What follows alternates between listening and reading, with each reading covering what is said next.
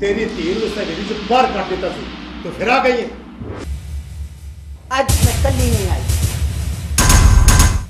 तेरे पुत्र अपनी धी ते तेरे पोतरे नु ना दे। किथे ले आओ? अंदर आवे अकबर अली। अकबर अली तू ते बे औलाद से। अब्बा तू ते सानू हवेली विचों बाहर कढ ही दिता सी। मैं फौरन इन्हां नू तिब्बे इस्लामी दवाखाने ले जिथे हकीम दिलशाद हुसैन ने इन्हां दा इलाज कीता।